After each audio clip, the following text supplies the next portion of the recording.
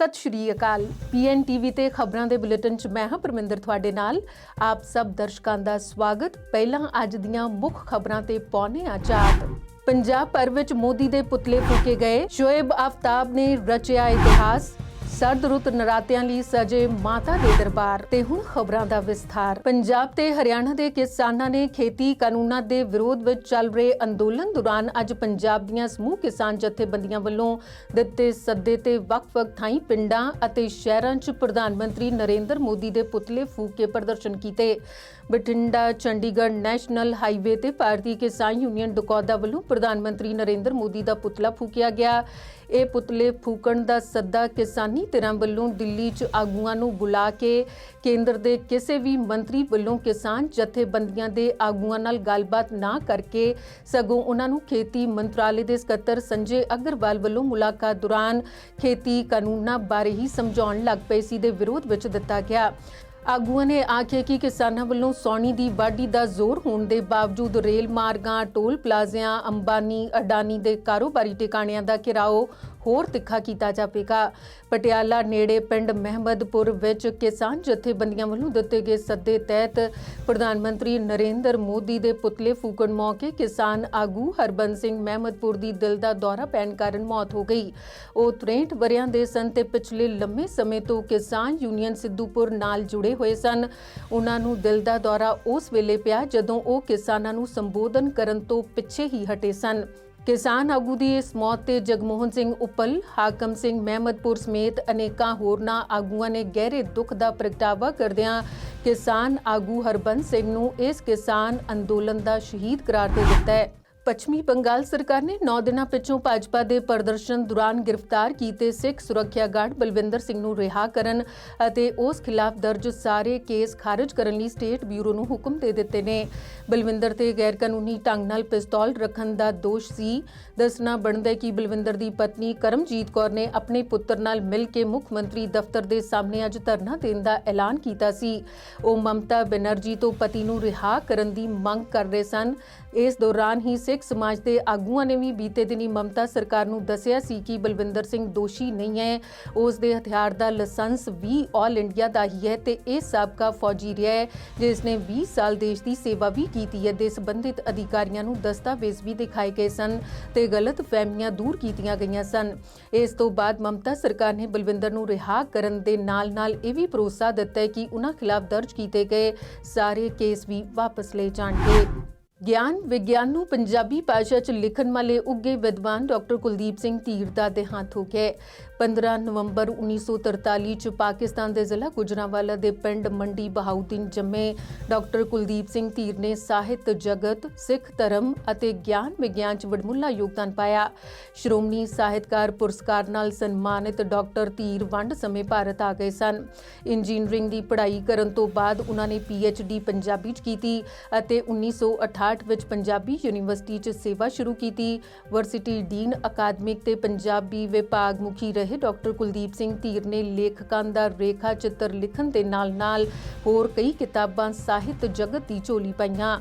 Punjabi university ਦੇ chancellor doctor BS ਘੁੰਮਣ, ਪੰਜਾਬੀ ਸਾਹਿਤ ਸਭਾ ਪਟਿਆਲਾ ਸਮੇਤ ਹੋਰਨਾਂ ਸਮਾਜਿਕ ਤੇ ਧਾਰਮਿਕ ਸ਼ਖਸੀਅਤਾਂ ਵੱਲੋਂ ਡਾਕਟਰ ਧੀਰ ਦੇ ਅਕਾਲ ਚਲਾਣੇ ਤੇ ਦੁੱਖ ਦਾ ਪ੍ਰਗਟਾਵਾ ਕੀਤਾ ਗਿਆ ਹੈ। ਨੈਸ਼ਨਲ ਟੈਸਟਿੰਗ ਏਜੰਸੀ ਵੱਲੋਂ ਰਾਸ਼ਟਰੀ ਯੋਗਤਾ ਕਮ ਦਾਖਲਾ ਟੈਸਟ ਯਾਨੀ NEET ਦੇ ਨਤੀਜੇ ਜਾਰੀ ਕਰ ਦਿੱਤੇ ਗਏ ਨੇ। ਇਸ ਟੈਸਟ ਵਿੱਚ ਉੜੀਸਾ ਦੇ ਸ਼ੋਏਬ ਆਫਤਾਬ ਨੇ 720 ਵਿੱਚੋਂ 720 ਅੰਕ ਹਾਸਲ ਕਰਕੇ ਇਤਿਹਾਸ ਰਚਿਆ ਹੈ। ਦਿੱਲੀ ਦੀ ਆਕਾਂਕਸ਼ਾ ਸਿੰਘ ਨੇ ਦੂਜਾ ਰੈਂਕ ਹਾਸਲ ਕੀਤਾ। ਇਹ ਟੈਸਟ 11 ਭਾਸ਼ਾਵਾਂ 'ਚ ਲਿਆ ਗਿਆ ਸੀ ਤੇ ਇਸ ਸਾਲ 7 ਲੱਖ ਉਮੀਦਵਾਰਾਂ ਨੇ ਨੀਟ ਦੀ ਪ੍ਰੀਖਿਆ ਪਾਸ ਕੀਤੀ ਹੈ। ਸਭ ਤੋਂ ਵੱਧ ਉਮੀਦਵਾਰ ਤ੍ਰਿਪੁਰਾ ਤੋਂ ਪਾਸ ਹੋਏ ਨੇ। ਇਸ ਤੋਂ ਬਾਅਦ ਮਹਾਰਾਸ਼ਟਰ ਦੂਜੇ ਨੰਬਰ ਤੇ ਹੈ ਤੇ ਪੰਜਾਬ ਵਿੱਚੋਂ ਨਾਭਾ ਦੀ ਇਸ਼ਿਤਾ ਗਰਗ ਨੇ ਆਲ ਇੰਡੀਆ ਰੈਂਕ ਵਿੱਚੋਂ 24ਵਾਂ ਸਥਾਨ ਹਾਸਲ ਕਰਕੇ ਪੰਜਾਬ ਵਿੱਚੋਂ ਪਹਿਲਾ ਸਥਾਨ ਹਾਸਲ ਕੀਤਾ ਹੈ। ਨੀਟ ਪ੍ਰੀਖਿਆ 2020 ਦੇ ਨਤੀਜੇ ਭਾਰਤ ਵਿੱਚ ਮੈਡੀਕਲ ਦਾਖਲੇ ਲਈ ਚਾਹਵਾਨ ਉਮੀਦਵਾਰਾਂ ਲਈ 1 ਸਾਲ ਲਈ ਯੋਗ ਹੋਣਗੇ। ਜਿਹੜੇ ਉਮੀਦਵਾਰ ਵਿਦੇਸ਼ਾਂ ਵਿੱਚ ਦਾਖਲਾ ਲੈਣਾ ਚਾਹੁੰਦੇ ਨੇ ਉਹਨਾਂ ਲਈ ਨੀਟ ਦਾ ਨਤੀਜਾ 3 ਸਾਲਾਂ ਲਈ ਯੋਗ ਹੋਵੇਗਾ। ਦੱਸਣਾ ਬਣਦਾ ਹੈ ਕਿ ਨੀਟ ਦੇ ਨਤੀਜੇ ਪਹਿਲਾਂ 12 ਅਕਤੂਬਰ ਨੂੰ ਆਉਣੇ ਸਨ ਪਰ ਕੋਵਿਡ-19 ਦੇ ਪ੍ਰਭਾਵ ਨਾਲ ਨੀਟ ਉਮੀਦਵਾਰਾਂ ਨੂੰ ਇੱਕ ਹੋਰ ਮੌਕਾ ਦੇਣ ਲਈ ਪ੍ਰੀਖਿਆ ਨਤੀਜੇ ਕੱਲ੍ਹ ਜਾਰੀ ਕੀਤੇ ਗਏ। ਦੱਸ ਦਈਏ ਕਿ ਇਸ ਸਾਲ ਨੀਟ ਦੀ ਪ੍ਰੀਖਿਆ 13 ਸਤੰਬਰ ਨੂੰ ਲਈ ਗਈ ਸੀ। ਇਸ ਸਾਲ ਲਗਭਗ 15,97,000 ਉਮੀਦਵਾਰਾਂ ਨੇ ਨੀਟ ਲਈ ਰਜਿਸਟ੍ਰੇਸ਼ਨ ਕਰਵਾਈ ਸੀ, ਪਰ 85 ਤੋਂ 90% ਵਿਦਿਆਰਥੀਆਂ ਨੇ ਹੀ ਇਹ ਇਮਤਿਹਾਨ ਦਿੱਤਾ ਸੀ। ਇੱਥੇ ਇਹ ਵੀ ਦੱਸਣਾ ਬਣਦਾ ਹੈ ਕਿ ਇਸ ਸਾਲ ਤੋਂ ਸਾਰੇ ਏਮਸ, ਜਵਾਹਰ ਲਾਲ ਇੰਸਟੀਚਿਊਟ ਪੁਡੂਚੇਰੀ ਵਿੱਚ ਵੀ MBBS ਦਾਖਲੇ ਦੀ ਨੀਟ ਦੇ ਆਧਾਰ ਤੇ ਹੀ ਹੋਣਗੇ। ਕੌਮੀ ਰਾਜਧਾਨੀ ਦਿੱਲੀ 'ਚ ਖਤਰਨਾਕ ਪੱਧਰ ਤੱਕ ਵੱਧ ਰਹੇ ਪ੍ਰਦੂਸ਼ਣ ਲਈ ਪੰਜਾਬ ਤੇ ਹਰਿਆਣਾ 'ਚ ਪਰਾਲੀ ਨੂੰ ਅੱਗ ਲਾਉਣ ਨੂੰ ਜ਼ਿੰਮੇਵਾਰ ਦੱਸਦਿਆਂ ਇਸ ਸੰਬੰਧੀ ਕੱਲ੍ਹ ਸੁਪਰੀਮ ਕੋਰਟ ਨੇ ਸਾਬਕਾ ਜੱਜ ਜਸਟਿਸ ਮਦਨ ਬੀ ਲੋਕੂਰ ਨੂੰ ਪੰਜਾਬ, ਹਰਿਆਣਾ ਤੇ ਉੱਤਰ ਪ੍ਰਦੇਸ਼ ਸੂਬਿਆਂ 'ਚ ਪਰਾਲੀ ਸਾੜਨ ਤੋਂ ਰੋਕਣ ਲਈ ਇੱਕ ਮੈਂਬਰੀ ਨਿਗਰਾਨ ਕਮੇਟੀ ਵਜੋਂ ਕੰਮ ਕਰਨ ਲਈ ਨਿਯੁਕਤ ਕੀਤਾ ਹੈ। ਇਸ ਦੇ ਨਾਲ ਹੀ NCC, NSS ਅਤੇ ਭਾਰਤ ਸਕਾਊਟਸ ਨੂੰ ਕਮੇਟੀ ਦੀ ਮਦਦ ਲਈ ਤੈਨਾਤ ਕਰਨ ਦੇ ਹੁਕਮ ਦਿੰਦਿਆਂ ਚੀਫ ਜਸਟਿਸ ਐਸ.ਏ. ਬੋਬੜੇ ਦੀ ਅਗਵਾਈ ਹੇਠਲੀ ਬੈਂਚ ਨੇ ਸੋਲੀਸਿਟਰ ਜਨਰਲ ਤੁਸ਼ਾਰ ਮਹਿਤਾ ਵੱਲੋਂ ਕਮੇਟੀ ਬਣਾਉਣ ਤੇ ਕੀਤੇ ਗਏ ਇਤਰਾਜ਼ ਨੂੰ ਰੱਦ ਕਰ ਦਿੱਤਾ ਹੈ ਤੇ ਕਿਹਾ ਹੈ ਕਿ ਸੰਬੰਧਿਤ ਸੂਬਿਆਂ ਦਾ ਪੱਖ ਪਹਿਲਾਂ ਹੀ ਸੁਣਿਆ ਜਾ ਚੁੱਕਾ ਹੈ। ਸੁਪਰੀਮ ਕੋਰਟ ਨੇ ਵਾਤਾਵਰਣ ਪ੍ਰਦੂਸ਼ਣ ਕੰਟਰੋਲ ਅਥਾਰਟੀ ਅਤੇ ਪੰਜਾਬ, ਹਰਿਆਣਾ ਤੇ ਉੱਤਰ ਪ੍ਰਦੇਸ਼ ਦੇ ਮੁੱਖ ਸਕੱਤਰਾਂ ਨੂੰ ਵੀ ਨਿਰਦੇਸ਼ ਦਿੱਤੇ ਨੇ ਕਿ ਉਹ ਲੋਕੂਰ ਕਮੇਟੀ ਨੂੰ ਸਹਿਯੋਗ ਦੇਣ ਤਾਂ ਜੋ ਪਰਾਲੀ ਸਾੜੇ ਜਾਣ ਵਾਲੇ ਖੇਤਾਂ ਦੀ ਮੌਕੇ ਤੇ ਜਾ ਕੇ ਜਾਂਚ ਪੜਤਾਲ ਕੀਤੀ ਜਾ ਸਕੇ। ਬੈਂਚ ਨੇ ਕਿਹਾ ਕਿ ਉਹ ਚਾਹੁੰਦੇ ਨੇ ਕਿ ਦਿੱਲੀ NCR ਦੇ ਲੋਕ ਪ੍ਰਦੂਸ਼ਣ ਤੋਂ ਬਿਨਾਂ ਤਾਜ਼ਾ ਹਵਾ ਲੈ ਸਕਣ। ਪੰਜਾਬ ਵੱਲੋਂ ਪੇਸ਼ ਹੋਏ ਸੀਨੀਅਰ ਵਕੀਲ PS ਨਰਸਿਮਹਾ ਨੇ ਕਿਹਾ ਕਿ ਦਿੱਲੀ 'ਚ ਪ੍ਰਦੂਸ਼ਣ ਲਈ ਪੰਜਾਬ ਜ਼ਿੰਮੇਵਾਰ ਨਹੀਂ ਹੈ। ਨਾਲ ਹੀ ਉਨ੍ਹਾਂ ਆਖਿਆ ਕਿ ਪੰਜਾਬ ਨੇ ਹਵਾ ਪ੍ਰਦੂਸ਼ਣ ਨੂੰ ਘੱਟ ਕਰਨ ਲਈ ਕਈ ਕਦਮ ਚੁੱਕੇ ਨੇ ਤੇ ਇਸ ਲਈ ਪੰਜਾਬ ਵਿੱਚ 8 ਨੋਡਲ ਅਧਿਕਾਰੀ ਲਗਾਏ ਗਏ ਨੇ ਜੋ ਖੇਤਾਂ 'ਚ ਲੱਗੀ ਅੱਗ ਦੀ ਜਾਂਚ ਕਰਦੇ ਨੇ ਤੇ ਇਸ ਪਿੱਛੋਂ ਸੁਪਰੀਮ ਕੋਰਟ ਦੀ ਬੈਂਚ ਨੇ ਕੇਸ ਦੀ ਅਗਲੀ ਸੁਣਵਾਈ 26 ਅਕਤੂਬਰ ਤੇ ਅੱਗੇ ਪਾ ਦਿੱਤੀ ਹੈ। ਕੇਂਦਰੀ ਸਿਹਤ ਮੰਤਰਾਲੇ ਨੇ ਦੇਸ਼ 'ਚ ਕੋਰੋਨਾ ਨਾਲ ਮੌਤ ਦੇ ਲਗਾਤਾਰ ਵੱਧ ਰਹੇ ਮਾਮਲਿਆਂ ਤੇ ਚਿੰਤਾ ਜ਼ਾਹਿਰ ਕੀਤੀ ਹੈ। ਸਿਹਤ ਮੰਤਰਾਲੇ ਨੇ ਪੂਰੇ ਦੇਸ਼ ਵਿੱਚ 13 ਅਜਿਹੇ ਸੂਬਿਆਂ ਤੇ ਕੇਂਦਰ ਸ਼ਾਸਿਤ ਪ੍ਰਦੇਸ਼ਾਂ ਦੀ ਸੂਚੀ ਜਾਰੀ ਕੀਤੀ ਹੈ ਜਿੱਥੇ ਕੌਮੀ ਔਸਤ ਤੋਂ ਜ਼ਿਆਦਾ ਕੋਰੋਨਾ ਲਾਗ ਨਾਲ ਮੌਤ ਦੇ ਮਾਮਲੇ ਸਾਹਮਣੇ ਆਏ ਨੇ। ਇਸ ਦੇ ਨਾਲ ਹੀ ਸੂਬਾ ਸਰਕਾਰਾਂ ਤੇ ਪ੍ਰਸ਼ਾਸਨਿਕ ਅਮਲੇ ਨੂੰ ਕੋਰੋਨਾ ਦੀ ਖਤਰਨਾਕ ਸਥਿਤੀ ਤੇ ਕਾਬੂ ਪਾਉਣ ਲਈ ਸਾਵਧਾਨ ਕੀਤਾ ਗਿਆ ਹੈ। ਕੋਰੋਨਾ ਨਾਲ ਮੌਤਾਂ ਦੇ ਮਾਮਲੇ 'ਚ ਪੰਜਾਬ ਵਿੱਚ ਵੀ ਸਥਿਤੀ ਖਤਰਨਾਕ ਬਣੀ ਹੋਈ ਹੈ।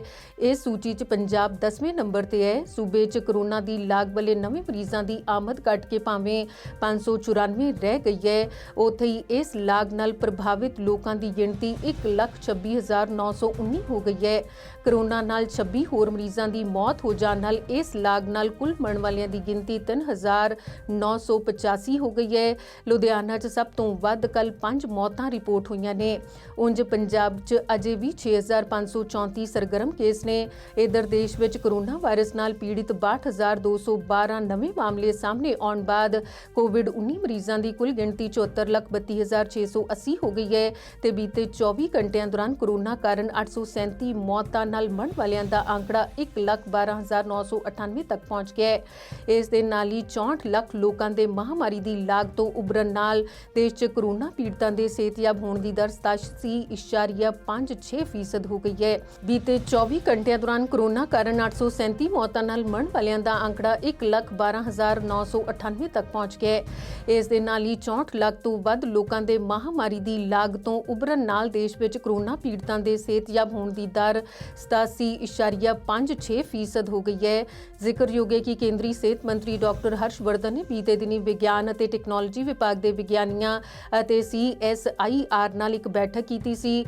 ਉਨ੍ਹਾਂ ਦੱਸਿਆ ਕਿ ਇਸ ਸਮੇਂ ਦੇਸ਼ ਵਿੱਚ 3 ਟੀਕਿਆਂ ਤੇ ਕੰਮ ਚੱਲ ਰਿਹਾ ਹੈ। ਇੱਕ ਪੜਾਅ 3 ਵਿੱਚ ਹੈ ਜਦੋਂ ਕਿ ਦੂਜੇ 2 ਵੈਕਸੀਨ ਪੜਾਅ 2 ਵਿੱਚ ਨੇ।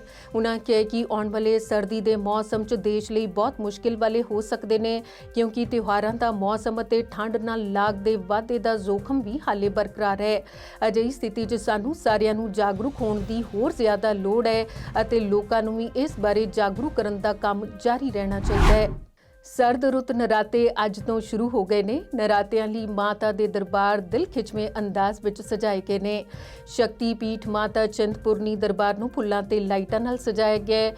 ਪ੍ਰਸਿੱਧ ਸ਼ਕਤੀ ਪੀਠ ਨੈਣਾ ਦੇਵੀ 'ਚ ਦਿਨ ਰਾਤ 22 ਘੰਟੇ ਅਤੇ ਚਿੰਤਪੁਰਨੀ ਵਿੱਚ 14 ਘੰਟਿਆਂ ਲਈ ਮੰਦਰਾਂ ਦੇ ਦਰਵਾਜ਼ੇ ਖੁੱਲ੍ਹੇ ਰਹਿਣਗੇ। ਹਾਲਾਂਕਿ ਕੋਰੋਨਾ ਕਾਰਨ ਸ਼ਰਧਾਲੂ ਮੁੱਖ ਪਿੰਡੀ ਵਿੱਚ ਕੁਝ ਸਕਿੰਟ ਹੀ ਰੁਕ ਸਕਣਗੇ। ਇਸ ਸਮੇਂ ਦੌਰਾਨ ਕੋਵਿਡ ਨਿਯਮਾਂ ਦੀ ਸਖਤੀ ਨਾਲ ਪਾਲਣਾ ਕੀਤੇ ਜਾਣ। ਮੰਦਰਾਂ ਵਿੱਚ ਕੋਈ ਕੰਟੀ ਜਾਂ ਪ੍ਰਸ਼ਾਦ ਨਹੀਂ ਵੰਡਿਆ ਜਾਵੇਗਾ। ਭਜਨ ਕੀਰਤਨ, ਨਾਰੀਅਲ ਭੇਂਟ ਕਰਨਾ ਤੇ ਲੰਗਰ ਲਗਾਉਣ ਤੇ ਪਾਬੰਦੀ ਰਹੇਗੀ।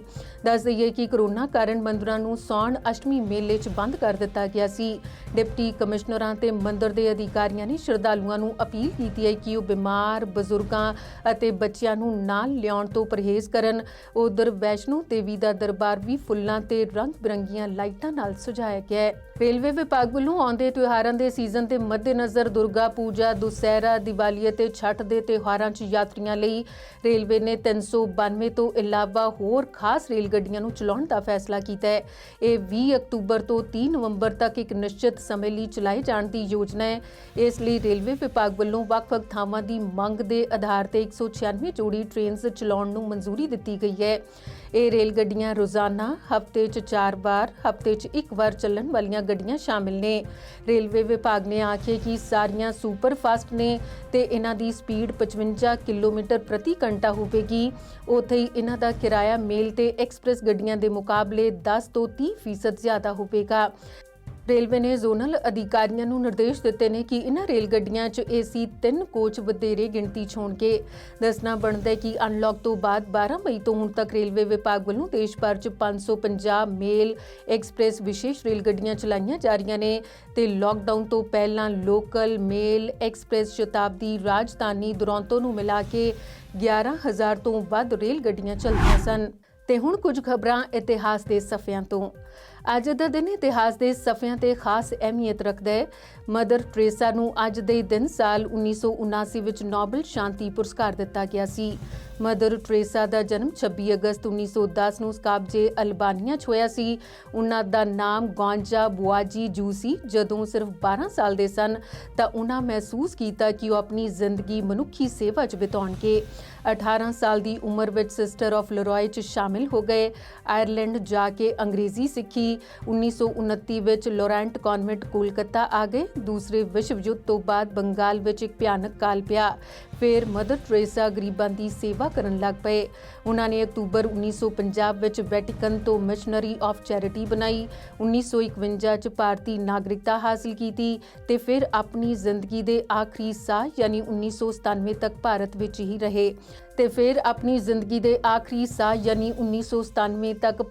ਹੀ ਰਹੇ। ਉਹਨਾਂ ਦੀਆਂ ਮਿਸ਼ਨਰੀਆਂ 120 ਦੇਸ਼ਾਂ ਵਿੱਚ ਸਨ, 594 ਆਸ਼ਰਮਾਂ ਵਿੱਚ ਅਤੇ ਉਹਨਾਂ ਦਾ ਸੰਗਠਨ ਵਿੱਚ 3,480 ਸਿਸਟਰਸ ਸ਼ਾਮਿਲ ਨੇ। ਸਭ ਤੋਂ ਪਹਿਲਾਂ ਉਹਨਾਂ ਦੀ ਮਨੁੱਖਤਾ ਦੀ ਸੇਵਾ ਲਈ ਭਾਰਤ ਸਰਕਾਰ ਨੇ ਮਦਰ ਟਰੇਸਾ ਨੂੰ 1962 ਵਿੱਚ ਪਦਮ ਸ਼੍ਰੀ ਅਤੇ 1980 ਵਿੱਚ ਭਾਰਤ ਰਤਨ ਨਾਲ ਸਨਮਾਨਿਤ ਕੀਤਾ। ਮਨੁੱਖੀ ਸੇਵਾ ਤੇ ਗਰੀਬਾਂ ਦੀ ਦੇਖਭਾਲ ਕਰਨ ਵਾਲੀ ਮਦਰ ਟਰੇਸਾ ਨੂੰ 19 ਅਕਤੂਬਰ 2003 ਨੂੰ ਰੋਮ 'ਚ ਪੌਪ ਜੌਨ ਪੌਲ ਦੁਆਰਾ ਆਸ਼ੀਰਵਾਦ ਦਿੱਤਾ ਗਿਆ ਸੀ। 15 ਮਾਰਚ 2016 ਨੂੰ ਪੌਪ ਫ੍ਰਾਂਸਿਸ ਨੇ ਕੌਂਸਲ ਆਫ ਕਾਰਡੇਨਾ 'ਚ ਮਦਰ ਟਰੇਸਾ ਨੂੰ ਮਨੁੱਖੀ ਸੇਵਾ ਲਈ ਸੰਤ ਦੀ ਉਪਾਧੀ ਦੇਣ ਦਾ ਐਲਾਨ ਕੀਤਾ ਸੀ। ਇਸੇ ਦਿਨ 1814 ਵਿੱਚ ਇਤਿਹਾਸ ਦੀ ਇੱਕ ਹੋਰ ਅਨੋਖੀ ਘਟਨਾ ਲੰਡਨ ਸੇਂਟ ਜਾਇਲਸ 'ਚ ਵਾਪਰੀ ਸੀ। ਆਮ ਤੌਰ ਤੇ ਅਸੀਂ ਪਾਣੀ ਦੇ ਹੜ੍ਹਾਂ ਬਾਰੇ ਹੀ ਪੜ੍ਹਿਆ ਤੇ ਸੁਣਿਆ ਹੈ, ਪਰ ਇਸ ਇਲਾਕੇ 'ਚ ਇਸ ਦਿਨ ਬੀਅਰ ਦਾ ਹੜ੍ਹ ਆਇਆ ਸੀ। ਇਹ ਇੱਕ ਉਦਯੋਗਿਕ ਹਾਦਸਾ ਸੀ। ਧਮਾਕਾ ਇੰਨਾ ਤੇਜ਼ ਸੀ ਕਿ ਬੀਅਰ ਦੀ ਫੈਕਟਰੀ ਦੀ ਕੰਧ ਤੱਕ ਟੁੱਟ ਗਈ ਸੀ, ਜਿਸ 'ਚ 3.20 ਲੱਖ ਗੈਲਨ ਬੀਅਰ ਨਾਲ ਭਰੇ ਕੰਟੇਨਰ ਫਟ ਗਏ ਸਨ। ਬੀਅਰ ਦੀ ਲਹਿਰ 15 ਫੁੱਟ ਤੱਕ ਵੱਧ ਗਈ ਸੀ, ਜੋ ਅਚਾਨਕ ਆ ਗਈ ਤੇ ਲੋਕਾਂ ਨੂੰ ਸੰਭਲਣ ਦਾ ਮੌਕਾ ਵੀ ਨਹੀਂ ਸੀ ਮਿਲਿਆ। ਹੇਠਾਂ ਗਰੀਬਾਂ ਦੀ ਬਸਤੀ ਸੀ ਜੋ ਇਸ ਦੇ ਬਹਾਵ ਵਿੱਚ ਆ ਗਈ। ਭਾਵੇਂ ਇਸ ਧਮਾਕੇ ਨਾਲ ਫੈਕਟਰੀ 'ਚ ਕੋਈ ਜਾਨੀ ਨੁਕਸਾਨ ਨਹੀਂ ਸੀ ਹੋਇਆ, ਪਰ ਇਹ ਉਹਨਾਂ ਗਰੀਬ ਲੋਕਾਂ ਲਈ ਬਿਪਤਾ ਬਣ ਗਈ ਜੋ ਫੈਕਟਰੀ ਦੇ ਨੇੜੇ ਰਹਿੰਦੇ ਸਨ ਤੇ ਉਸ ਵੇਲੇ ਇਹ ਲੋਕ ਇੱਕ ਬੱਚੇ ਦਾ ਅੰਤਿਮ ਸੰਸਕਾਰ ਕਰ ਰਹੇ ਸਨ। ਸਾਰੀ ਜਾਂਚ ਕੀਤੀ ਗਈ, ਪਰ ਫੈਕਟਰੀ ਮਾਲਕ ਨੂੰ ਲਾਪਰਵਾਹੀ ਲਈ ਜ਼ਿੰਮੇਵਾਰ ਨਾ ਠਹਿਰਾ ਕੇ ਇਸ ਨੂੰ ਰੱਬ ਦਾ ਭਾਣਾ ਆ ਕੇ ਬੰਦ ਕਰ ਦਿੱਤਾ ਗਿਆ। ਤੇ ਇਸ ਦੇ ਨਾਲ ਹੀ ਅੱਜ ਦਾ ਖਬਰਾਂ ਦਾ ਇਹ ਬੁਲੇਟਿਨ ਹੁਣ ਖਤਮ ਹੋਇਆ ਹੈ।